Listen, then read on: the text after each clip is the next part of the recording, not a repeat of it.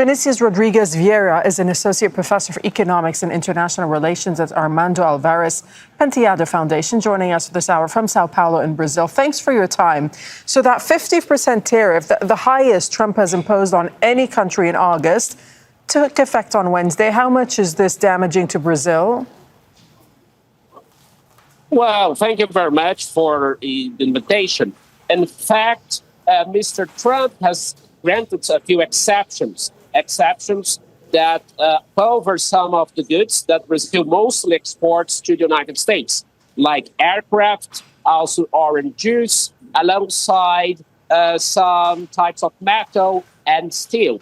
However, Brazil is very much concerned with small-scale exporters who produce fish for the U.S. market, some type of tropical fruit, and also our industrial sector is going to be hit hard because it will face a 50% tariff, while competitors, for instance, from Asia have at best 19%, as it's the case of tariffs applied to textiles and shoes, for instance, coming from places like Indonesia, and of course the Philippines. So we have here a bad scenario for about half of the Brazilian exporters who are going to be hit hard by those tariffs. So when President Lula calls for greater coordination among BRICS nations to challenge President Trump's trade policies, how feasible of a strategy is this, particularly when you have some key BRICS members like China who may prioritize bilateral deals with Washington?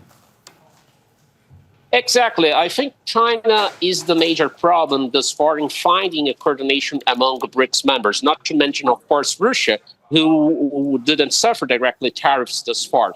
So what I think is the way for Brazil to start building some consensus with some of the BRICS. For instance, this morning, the Brazilian media reports that President Lula talked to Prime Minister Narendra Modi. They talked over an hour to find potential cooperation to challenge Mr. Trump somehow, preferably through the multilateral trading system, in which both Brazil and India, they have major experience since 1948, since when the multilateral trading system was founded under the old GATT rules, the General Agreement on Trade and Tariffs. Brazil and India have played during most of time together in order to challenge the whales coming from the global north. Now it will not be different. Then after, I think Brazil and India, Lula and Modi may bring together Ramaphosa from South Africa alongside with BRICS Plus members who also may want to reinforce multilateralism, and then China may jump in and therefore support this potential coalition. But there are certainly major challenges to be overcome